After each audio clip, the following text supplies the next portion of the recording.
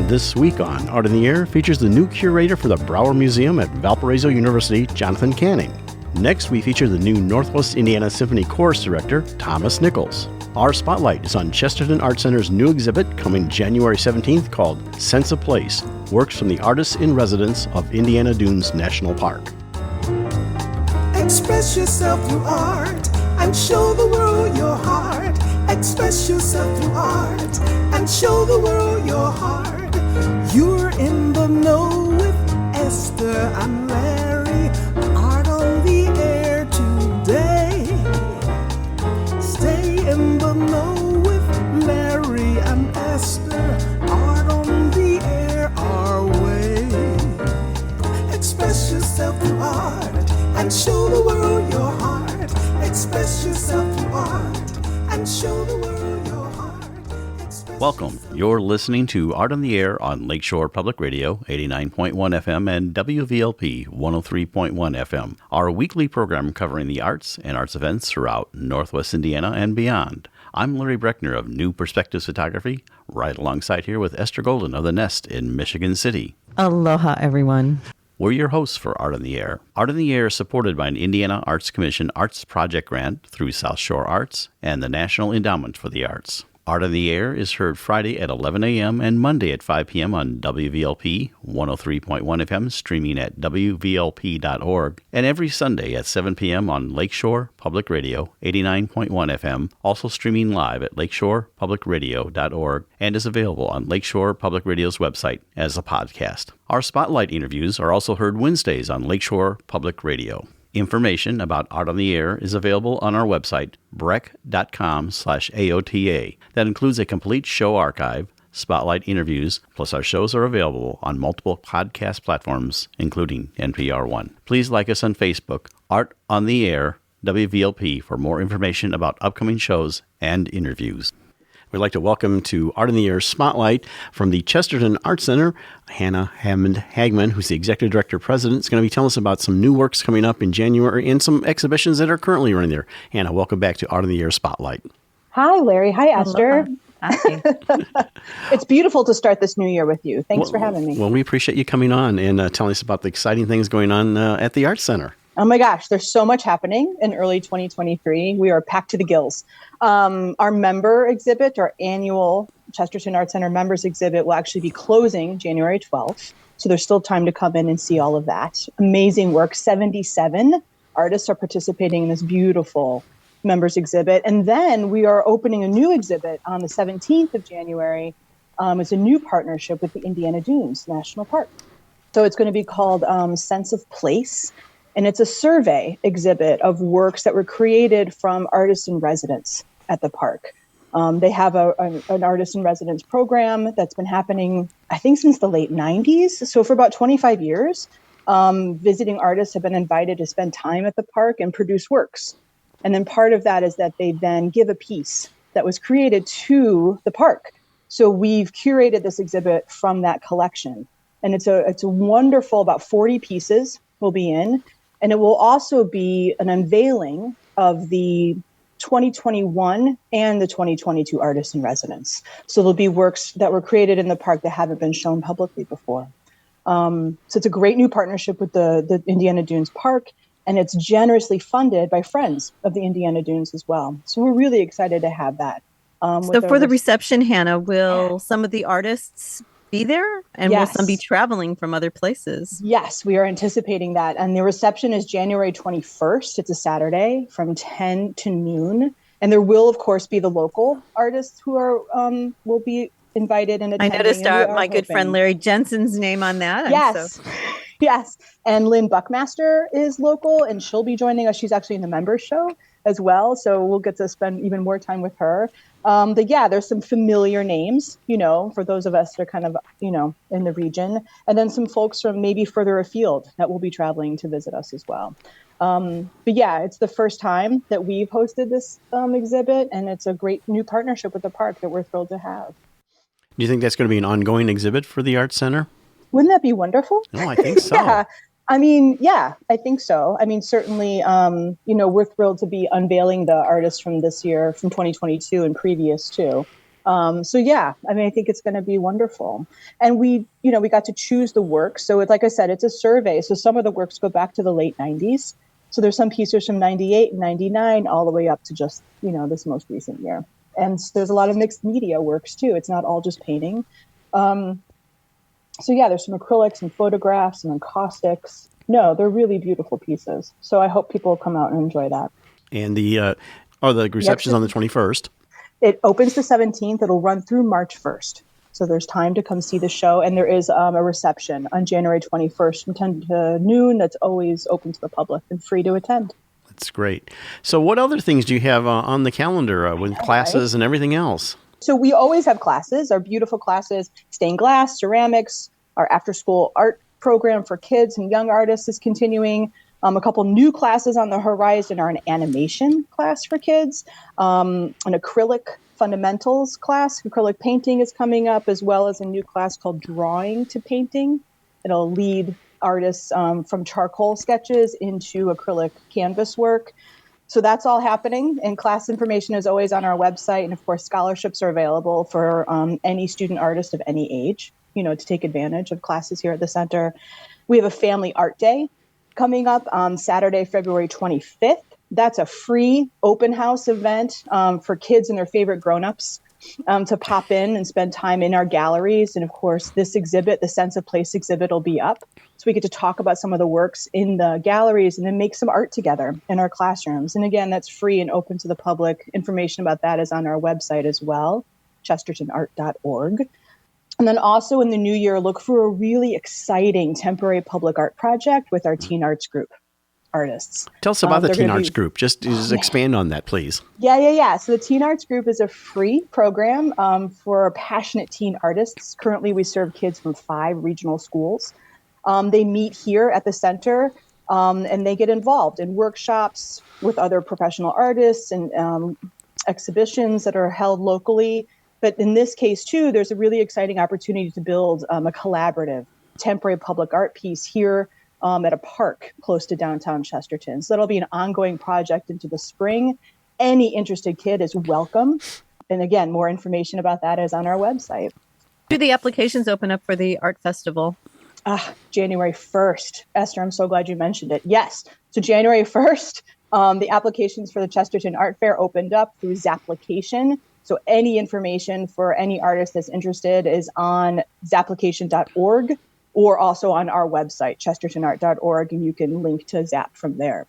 But we're really excited to be bringing in the 64th year of the Chesterton Art Fair. Wow. And it's hard to think that it's time to start thinking about that, but it is. Warmer days are coming. Well, we have just about a minute left. Also, maybe tell us about some of the outreach programs that the Chesterton Art Center does. Yeah, so we've been, last year we launched a new outreach program in partnership with the Duneland Boys and Girls Club to be serving their kids with weekly visual arts instruction. And this past school year, we are thrilled that that's been expanded to include 5 elementary school sites that are served by the Duneland YMCA. So with school back in session in the new year, those kids will get ready to make some art with us every week. Excellent. Well, you can find out more information, of course, at chestertonart.org, and the exhibition opens January 17th through March 1st. Reception's on January 21st, and you can find out more information there. Hannah, thank you so much for coming on Art on the Air Spotlight. Always a pleasure. Thank you, Bo. Thank you. Art on the Air Spotlight and the full 1-hour Art on the Air program on Lakeshore Public Radio is brought to you by Macaulay Real Estate in Valparaiso, Olga Patrician, Senior Broker. And as a reminder, if you'd like to have your event on Art on the Air Spotlight or have a longer feature interview, email us at aota@brec.com. That's aota@brec.com. You're listening to Art on the Air on Lakeshore Public Radio, 89.1 FM, and on WVLP, 103.1 FM. We would like to welcome Jonathan Canning to Art on the Air. Jonathan is the recently appointed director of the Brauer Museum, a prominent feature of the Valparaiso University in Indiana. He is a veteran arts administrator and has spent over 25 years in the museum field. He has curated more than 20 exhibitions and has contributed to exhibitions at the Art Institute of Chicago and the Cleveland Museum of Art. Jonathan's scope of experience extends beyond medieval and Renaissance periods to encompass contemporary art, Japanese art, and American art and architecture. Thank you, Jonathan, for joining Larry and I on Art on the Air. Aloha and welcome. Congratulations. Thank you very much. It's a delight to be here. Well, Jonathan, how we like to start all of our interviews out is kind of finding out more about you and your origin story. And I always like to say how you got from where you were to where you are now. So tell us about yourself. Well, you may hear an English accent. I grew up mostly in England, in the cathedral city of Canterbury. And I went to a traditional English public school, which means very private, in the buildings and in the grounds of Canterbury Cathedral. So my interest in art comes from, I think, growing up in view of what I think is the most beautiful Gothic cathedral, and performing and singing in the cathedral with its beautiful stained glass and Gothic sculptures. And so that's been my first love in studying art, was the medieval period. And I went from school at Canterbury to an undergraduate degree at the University of London, the Courtauld Institute, and then masters at University of Delaware and Columbia University, all with a focus in medieval art. Very good. Do you have any art practice, or are you mostly interested in curation? I mean, do you actually have anything that you produce as art? At one point, I did think about being an architect. I did learn how to do architectural drawing, and segued into a little bit of studying historic preservation.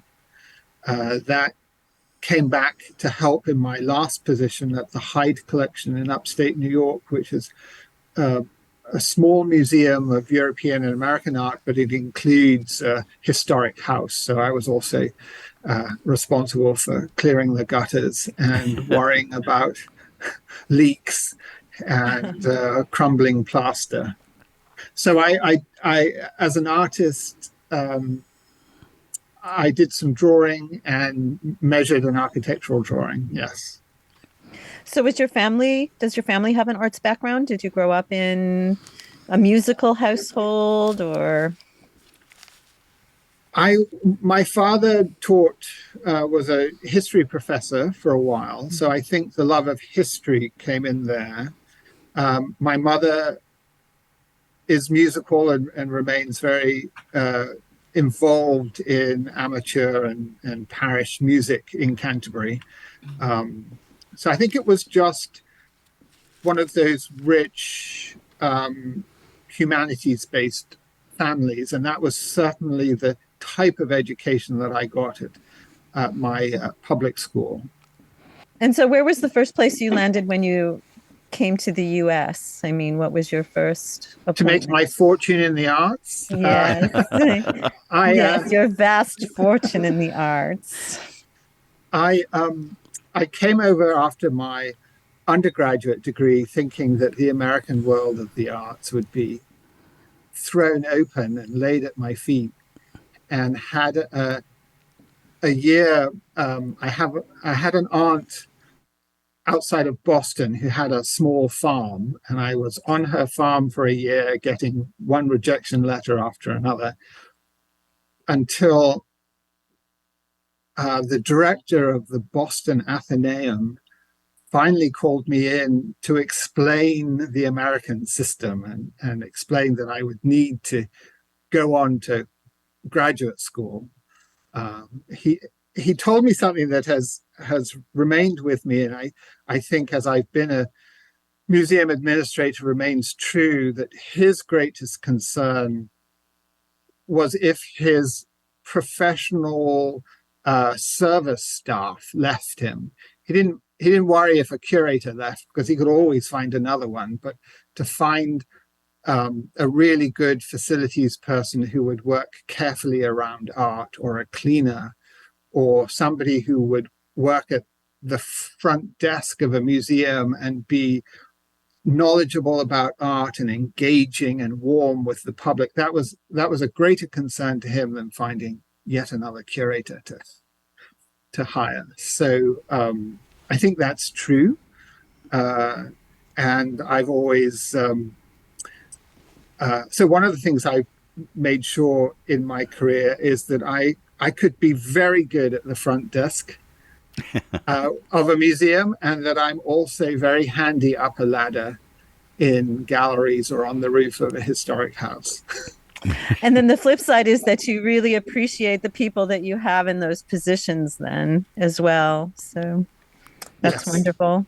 Tell us some of the history of your, and you touched a little bit about the Hyde collection, but you also did some things previous to that in Chicago and thereabouts. So tell us about some of your curating experience before coming to Valparaiso. Yes. So some of your listeners will know LUMA, the Loyola University Museum of Art, and I was there in 2006 to 16.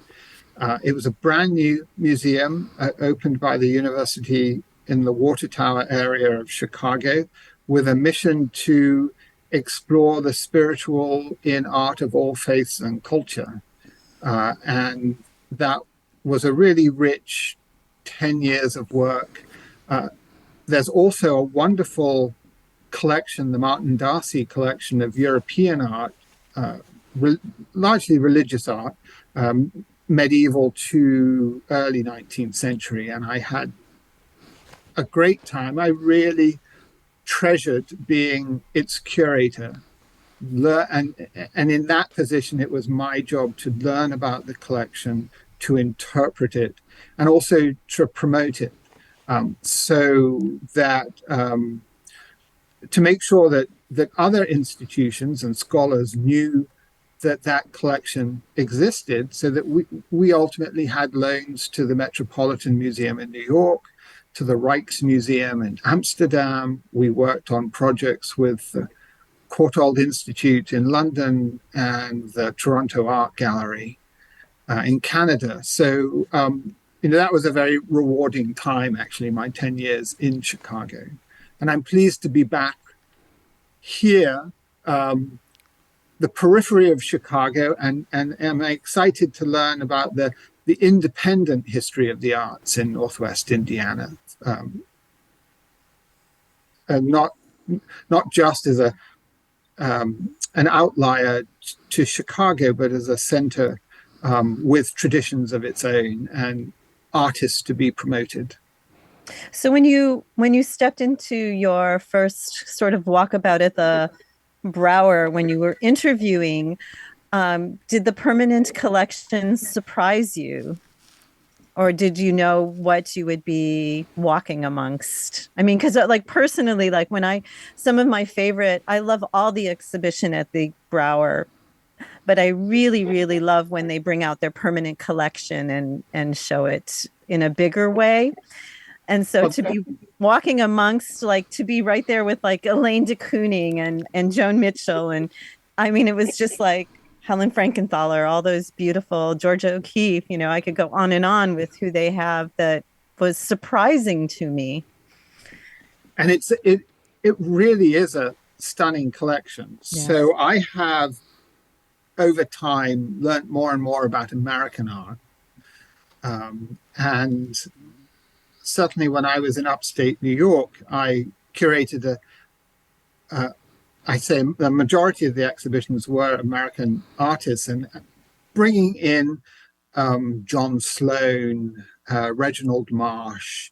I was up in the area that was central to the Hudson River School, so beautiful, and Lake George. And so I had, in a sense, by osmosis, the last 7 years, learned about all these artists. And then I was walking through on my interview, and I thought, I know who that is. I know who that is. And artists whom I'd been bringing in as loans to the Hyde hanging on the walls of the Brauer because that's where they belong, and they will always be there. So that was very exciting to walk through and feel that these were friends, and that they would become really deep friends in future years as I learn more about the artist, the particular work, and think about different ways of bringing them out and focusing on them. So I'm glad you said that you like you particularly like it when we focus on the permanent collection, because I think we're going to be doing that for a number of years, relying very heavily on what's in storage. Because they do need to breathe and they do need to be seen. They really do. Yeah. It's an amazing collection. And so so do you have a plan of acquisition yourself? I mean, is that built into the scope of your job? It will be. So I've been here 4 months, and it's unfortunate that the effect of the pandemic on the institution in having it closed for so long is that a lot of institutional memory has been lost, or at least it's out there, hopefully in the community, but I don't have it. I don't have immediate access to it. There's always history that's not written down. And so I need to spend, it's going to be a while to learn those stories. That's why part of the reason that I'd like to focus the next couple of years on just working with the permanent collection. Also, there was a project that came to fruition. I think it was a 3-year project by my predecessors. It came to fruition after the museum had closed for the pandemic in 2020. And so it's yet to be launched. It's something that I'm focusing on for next year.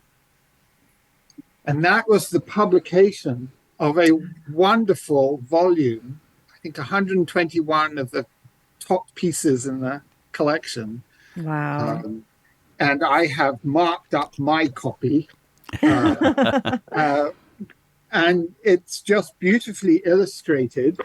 And there are several hundred copies of this in the basement here at the Brauer, and this needs to get out. Oh, most definitely. People need to know what is here in the collection. So this is something we're going to do starting early next year, is to launch this book. Really don't think that people know the breadth of this collection. I mean, it's so extensive. For our radio listeners, what you were showing us was the actual book called American Art and for Valparaiso University. So it's a Brauer Museum of Art. So it's an actual published book that you have marked up. So just so, because we see the visual you're showing us, but they don't see it.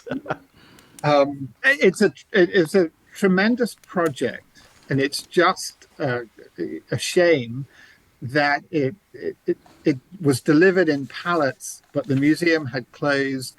The staff, Greg Hertzley, Gloria Ruff, who worked on it for a number of years, supported by Philip Brockington and John Ruff and others, Dick Brauer, that all of this came together, but we've never had the chance to launch it and celebrate it. And I'd like to do that properly next year.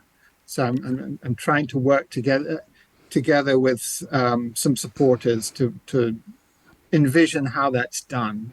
For our radio audience, and many of them may know, but they know about Richard Brauer. But tell us just briefly the history of him and how the gallery and everything museum is named for him. So the museum, the core gift came to Valparaiso University in 1953. And it was the collection of self-taught Hudson River School artist Junius Sloan, who came from this area. And his son in 1953 gave us his collection, plus other works by noteworthy 19th century American landscapists, including Frederick Church, came into the collection, or came to the university in 53. And slowly over time, a larger collection was built up around it, largely through the hard work of Richard Brauer, who was head of the art department here at Valpo and director of the museum. And he lobbied and worked tirelessly so that by 1995, a purpose-built set of galleries, the Brauer Museum, was built as part of the Valpo's Cultural Arts Center. And so we've had a top-notch professional museum and gallery setting for the collection since 95. But that does mean that next year is the 60th anniversary of the formal gift by Percy Slane of his father's collection.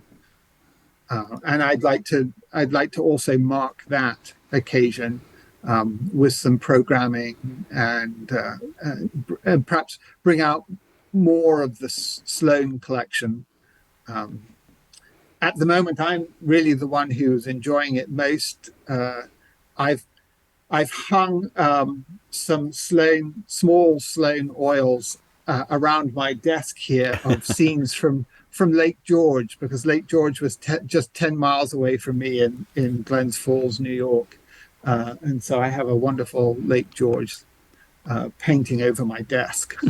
That's great. But I should share that more. Yeah, you have the great gallery there. Are you going to? I know the Brauer has engaged bringing in local artists in and around the permanent collection. Are you going to also have opportunities for local artists to do some exhibiting? I mean, you have a fairly decent sized space there, so I mean, you might be able to do a mix of the permanent collection and then some local artists. Right, I hope so. And so I have been getting out and meeting, to begin with, the leaders of various arts organizations. Everyone's been very warm and welcoming, and I hope to start meeting the artists of the region soon too. Yes. Say I'm just one person.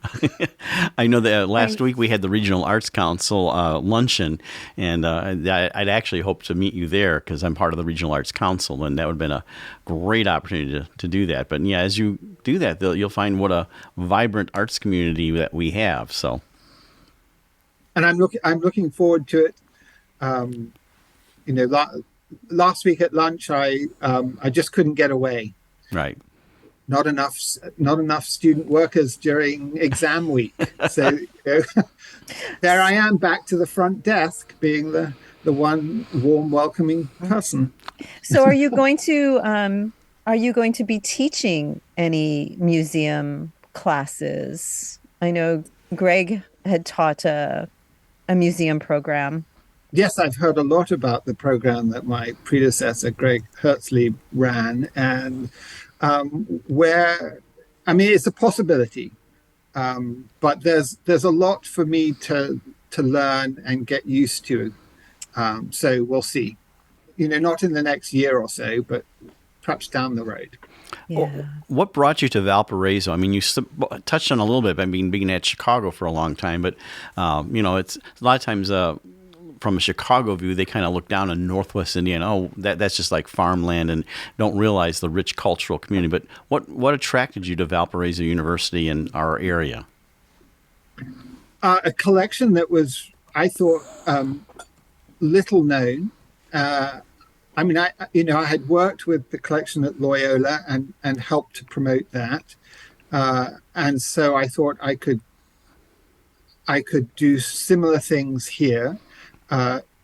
It's going to be a whole new sort of world. So it's going to be really interesting for me to learn more about American art and to help shape this institution moving forward. And I really enjoyed my time in the Midwest. I had lived in Ohio, in Cleveland as well. So I've spent a lot of time in this sort of part of the country. I was excited to read that you are going to be loaning out pieces from the permanent collection to other places. I think that's very exciting.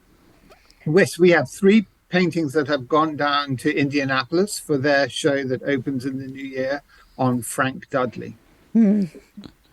Very good. Well, looking down the road, tell us what you have maybe this year. I know your permanent collection, but like different variations of it or openings. And so tell us kind of like what your calendar is like for 2023. Well, on Martin Luther King Day, we will be opening an exhibition of Black artists from our collection and also from the collection of Professor Michael Chicalese from Valpo. And that show will run through Easter. And then after Easter, we're going to have an exhibition on the theme of time. I was asked to sort of collaborate with the Institute for Liturgical Studies, and that is the theme of a conference that they are having. So that is coming together slowly. So those are the two exhibitions that will take us into the summer. Very good. And you are closed on during, are you open during the summer at all, or? We will be open in the summer. At the moment, we are open Wednesday through Saturday, 10 to 4. Wednesdays are late night during the term time. We're open till 8 o'clock. In the summer, I think we will keep those. We will keep the Wednesday through Saturday, but probably limit our hours to 10 to 4 on all 4 days. Excellent. So tell us a little bit how people can find you online, websites, their contact and your contact information if somebody wants to reach out to you and either as an artist or arts group and maybe even take a tour, a private tour. There is a Brauer Museum of Art website as part of valpo.edu. We also are on Facebook and on Instagram. And my telephone and email address is on the website page.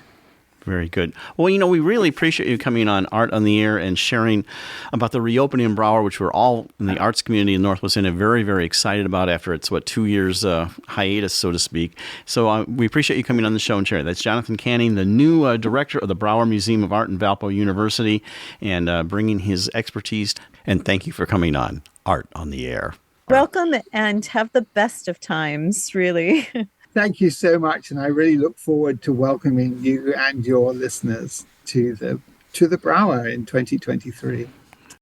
This is Whitney Reynolds of The Whitney Reynolds Show, and you're listening to Art on the Air on Lakeshore Public Radio, 89.1 FM, and on WVLP 103.1 FM.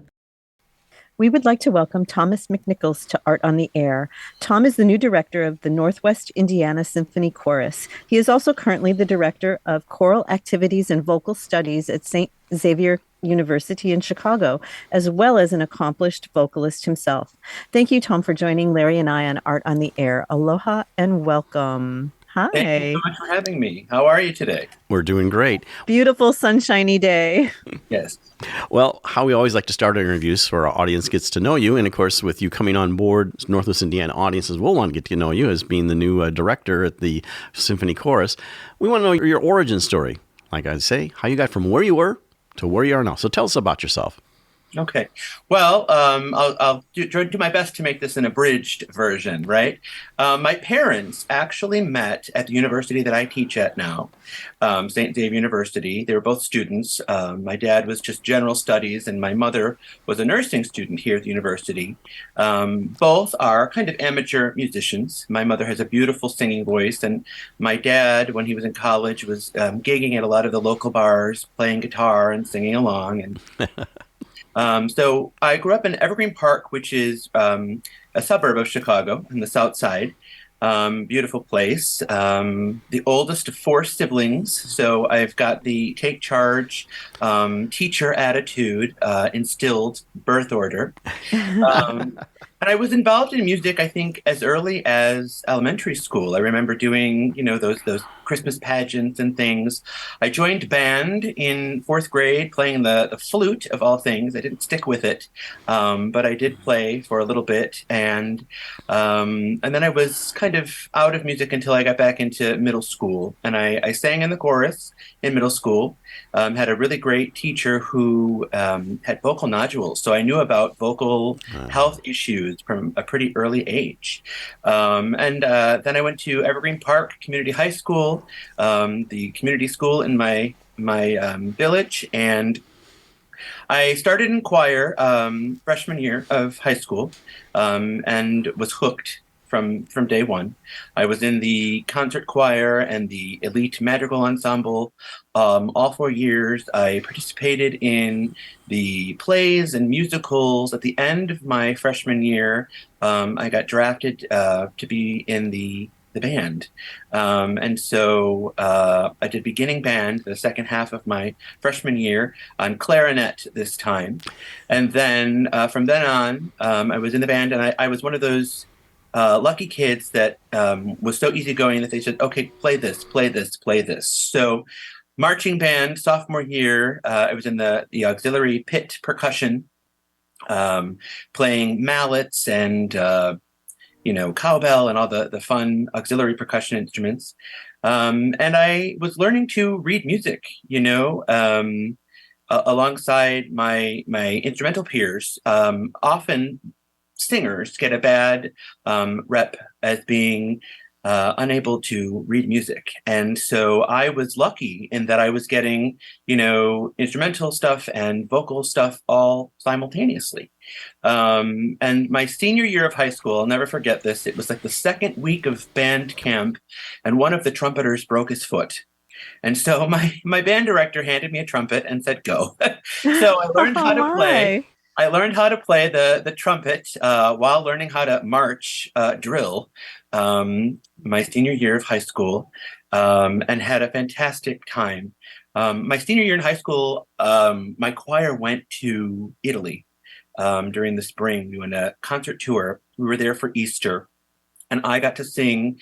We did excerpts from Schubert's Mass in G at the Vatican, at St. Peter's. Wow, what an experience. Excellent. It was amazing. And, the kind of classical music started hooking in.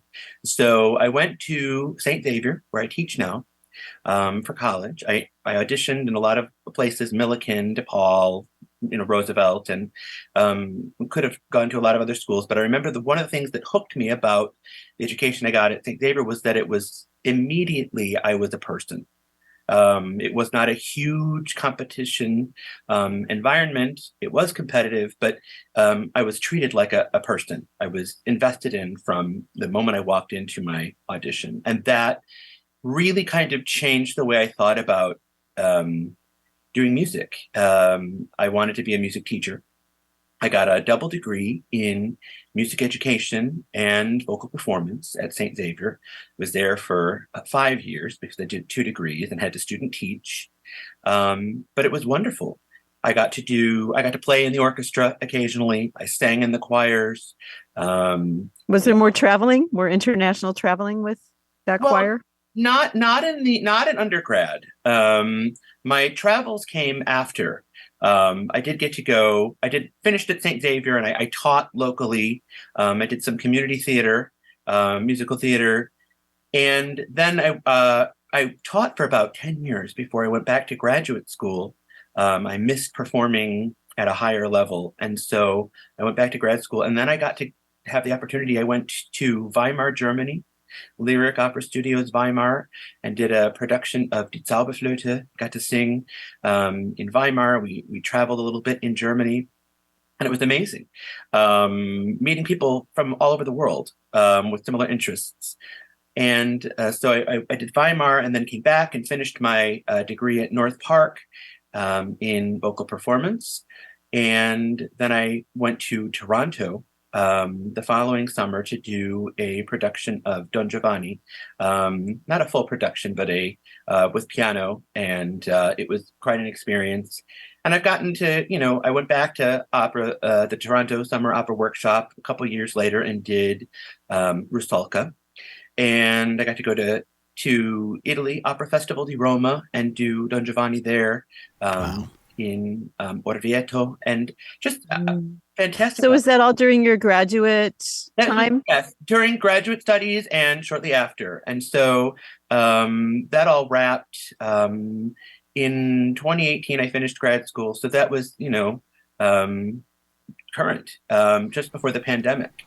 So I did actually write that next summer before the pandemic. I sang with the Grant Park Music Festival in Chicago, and worked with Christopher Bell, and it was a fantastic experience. Some of my peers from North Park are singing in that chorus, and some of my faculty friends from when I was a student at St. Xavier are singing there, and so it's really great to have all of that come together. And then, the pandemic changed a lot of things. I went back and I was teaching at St. Xavier.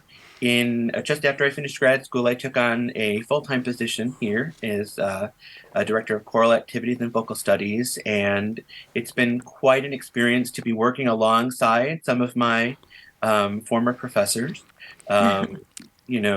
Patricia Lee. Sweet. Yeah. Patricia Lee, who is our director of keyboard studies, plays with the Northwest Indiana Symphony and accompanies the chorus. So when they were looking for someone to come in and take over for Nancy Menck, who was beloved and had been there for a long time, my name got tossed in. And Karen Dickelman, who is the manager for the orchestra, was working at North Park when I was doing my graduate studies. So it was very small world kind of situation. So in that small world, did you run across Kurt at any point? I hadn't. I heard wonderful things about the chorus, but I had not. It wasn't until after I had, done a few rehearsals that I actually got to meet Kirk in person. So we'd had a few phone calls and email exchanges, but I'd heard fantastic things and was always kind of on the radar, but I'm more Illinois based. Right. So the crossover, and not that it's far, it's just that everything here was so close and convenient. I want to dial back just a little bit about theater, all the way maybe to high school and forward. What roles did you perform? I'm curious. Goodness. My very first role in high school was Tulsa in Gypsy. Oh, okay. I had to fake my way through a little bit of soft shoe tapping and singing, but that was a lot of fun. And then I was in the barbershop quartet for The Music Man. I'm trying to think what else. Oh, I was Nick Piazza in Fame. Okay. The musical. And that was the high school stuff. I did some community theater. There was the high school that's actually right next to St. Xavier University is Mother Macaulay High School. And for a long time, Pat Haynes was the theater teacher at the school, but also did a lot of community. 99th Street Theater is what was there. And it was community-based. It was over the summer. And so they would do, 2 or 3 productions over the course of the summer. And I was in production. I was a pig in Shrek, and I was in Sideshow and The Secret Garden. Some really beautiful works and totally different. Lots of different kinds of music and experiences. So those were a lot of fun. Do you have time now with all the teaching and this new position are you still interested in singing on that professional level? Do you have, or even just are you in choruses now? Well, the short answer is this season I've been too busy, but I have done a couple of recitals at the university, faculty and alumni recitals. So production, I sang, and this was totally out of voice type, but the Vaughan Williams 5 Mystical Songs. And then I did a recital that was mostly opera-based with a little bit of musical theater in September this year. And that was selections from Faust and La Traviata and L'Elisir d'Amore. So I'm keeping my singing voice up to snuff. And I'm debating about whether or not I should do some auditioning for Grant Park for this coming summer. We'll see, because the Northwest Indiana Symphony had a very short choral season this time. Typically, the season runs from September to May, and we finished in December because it's been a kind of an interesting road due to the pandemic, and then coming out of that and trying to navigate the kind of normal for now that we find ourselves in. So my time has been pretty busy bouncing back and forth between the university and the symphony chorus. You're listening to Art on the Air on Lakeshore Public Radio, 89.1 FM, and on WVLP, 103.1 FM. You know, the question I have about teaching, you were obviously starting there at the college during the pandemic. So did you have a lot of remote teaching you could do? And how did you handle that? Ooh, it's one of my least favorite things, right? Music is a shared experience, and teaching young musicians often involves a lot of kind of, in the room, personal interaction. It's hard with the delays that we get over the internet, and depending on the microphones that students are using, what kind of devices they're streaming on, it gets challenging. But I applaud my colleagues here at the university. We kept our ensembles kind of interactive. We did a lot of recording, and then we were able to come back under very strict, guidelines. And so, yeah, I remember when the pandemic hit, we were about 2 weeks out from giving a performance of Michael John Trotta's Seven Last Words. It was right before our concert. And so that, I guess, was kind of lucky because we had to just do recordings. So students could record their parts, and then we kind of mashed things together and put out a few clips rather than doing a full performance. Lessons with students, applied voice, that was challenging. Because in the studio I'm doing work with the student, and then the accompanist comes in, and we kind of do this collaborative thing, and you can't have 3 different Zoom settings happening simultaneously. No. And it's really hard because so much of it is posture too, because not only are you listening to their voice, but you're looking at how they're standing and how they're projecting. And so Absolutely. And responding in real time to the physical changes in their body and how the resonance is being affected. And then when we came back, of course, we're masked. So trying to guide singers on diction and things they're doing, it really relied on intuition, and past experience. So it was really a challenge, but it did teach me that I could rely on my instincts more than I think I had trusted myself to do before that. So there's a lot less in these days. There's a lot less hands-on. I'm not adjusting someone's head position or moving their posture around. I'm just kind of coaching them to do it themselves, which I think is a good. Singing in front of anybody can be a very vulnerable experience, and with the power dynamics in play, and the kind of the world we live in, it's nice to be able to communicate effectively without having to get into someone's personal space. are you on any recordings? Have you recorded? I have not. Nothing solo, nothing professional in that regard. Just things that we post on our YouTube channel for the university. And I've shared some videos to my own personal Instagram or Facebook, but nothing professional. Is that something in your future, you think, maybe, is doing that? Because the ease of recording nowadays and actually, quote, publishing is so much easier, for like indie artists and things like that. Right. It's not out of the realm of possibility. I need to get myself back into coachings, my own personal kind of betterment and development as a singer. It's been a while since I've had a voice lesson or a voice coaching. It's all kind of, at this point, self-directed. And so, I rely on the collaborative artists I work with here to kind of remind me. And I record, obviously, my own rehearsal settings so that I can go back and do those things. But yeah, I think, I would love to do stuff like that. And I think that like you're saying, it's much easier. The equipment and the technology is so much more accessible.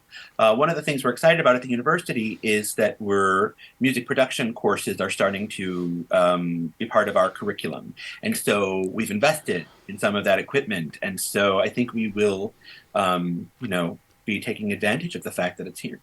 Having a recording studio on site is a definite improvement. Well, I wanted to ask you about approaching the symphony. Nancy Menk has been there forever, and I know my wife sang in the symphony course years ago, but has established quite a legacy. So, what kind of challenges you had? You just completed your first outing with the symphony. That may have seemed a little bit daunting coming in at first. It absolutely did. I was really excited about the challenge, and like you said, it was kind of daunting. The timeline was very quick. We went in, and these were all phone conversations. Nobody was really in the office over the summer, and so it all kind of came together very quickly. Putting together our standalone concert in November, I put together some list of music and relied on Kirk's kind of history with the chorus, and leaned on him. He picked a lot of the repertoire that we sang. I brought a few new things and different arrangements of things, but it was daunting.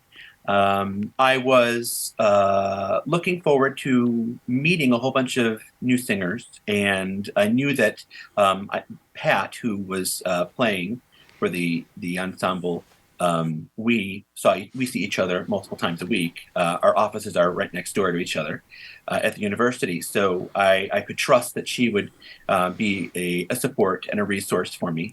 I had no idea kind of what to expect in terms of who was going to show up. And so it was really kind of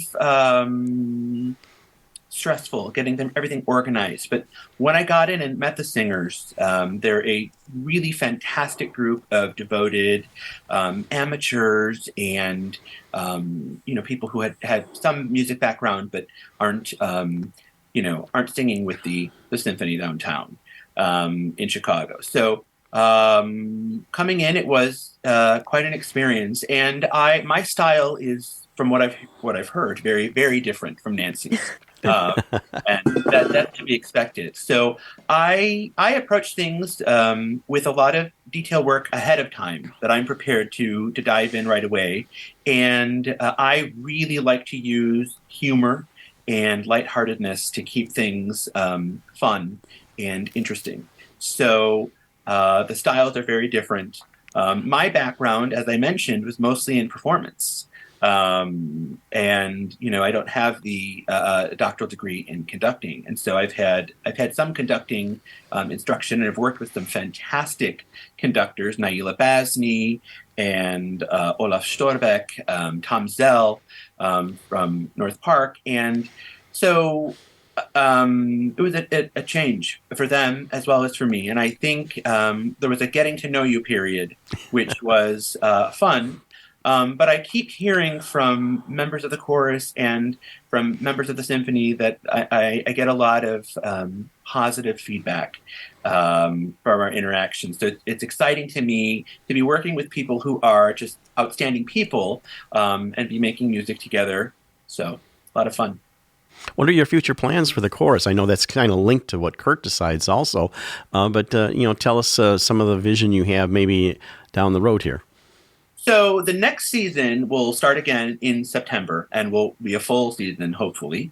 Knock on wood, right? We're all still waiting for all of this COVID stuff to be in the rear view window.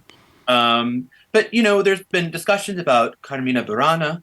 The chorus will probably do one or two standalone concerts in the season, and then we will collaborate with the orchestra for the holiday pops, of course, in December, which is an annual tradition. But I'm sure the Carmina Burana, I don't know when that will fall, but that will be in the near future. And so we'll have discussions in the new year about where we're going to go in terms of repertoire and vision. And I know they're planning for the next 3 years. So great things ahead. How fun. That sounds great. Any plans at the university for changes now that you're getting back to more of a normal schedule, or maybe expansion of groups you're going to do? Well, we're all rebuilding. Our high school feeders are all in rebuild from the pandemic, and our numbers have gone down. So we're really actively trying to expand we're adding some contemporary commercial emphases, and we will be, the chorus will be collaborating with the Southwest Symphony in Palos, which is very close by here. So we'll be doing some opera choruses in April, and we're bringing back our opera workshop this semester.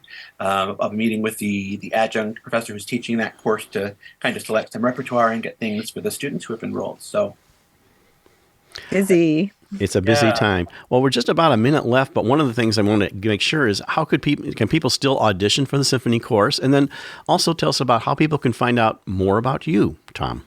Sure.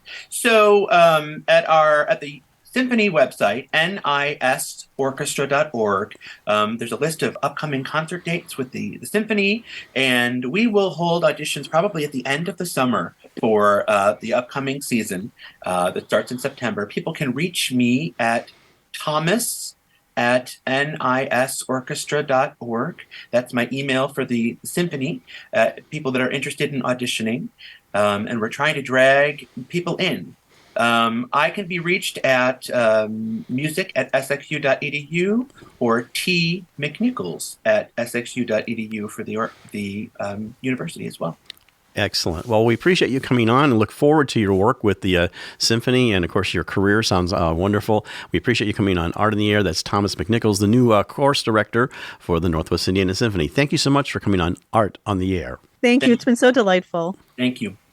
We'd like to thank our guest this week on Art on the Air, our weekly program covering the arts and arts events throughout Northwest Indiana and beyond. Art on the Air is heard Friday at 11 a.m. and Monday at 5 p.m. on WVLP 103.1 FM, streaming live at wvlp.org, and every Sunday at 7 p.m. on Lakeshore Public Radio 89.1 FM, also streaming live at lakeshorepublicradio.org, and is available on Lakeshore Public Radio's website as a podcast.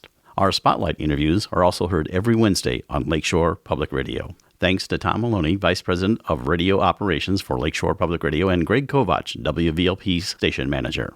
Our theme music is by Billy Foster with a vocal by Renee Foster. Art in the Air is supported by an Indiana Arts Commission Arts Project Grant through South Shore Arts and the National Endowment for the Arts. We'd like to thank our current underwriters for Art in the Air on Lakeshore Public Radio, Macaulay Real Estate in Valparaiso, Olga Patrician, Senior Broker, and for WVLP, Walt Breidinger of Paragon Investments.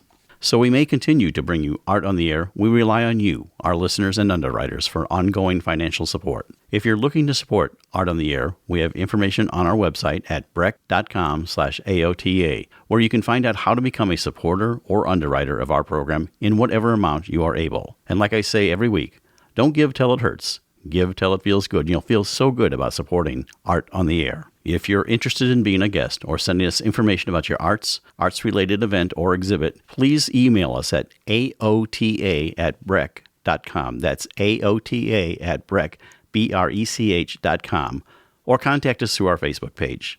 Your hosts were Larry Breckner and Esther Golden, and we invite you back next week for another episode of Art on the Air. Aloha, everyone. Have a splendid week. Express yourself through art and show the world your heart. Express yourself through art and show the world your heart. You're in the know with Esther and Larry. Art on the Air today. Stay in the know with Larry and Esther. Art on the Air our way.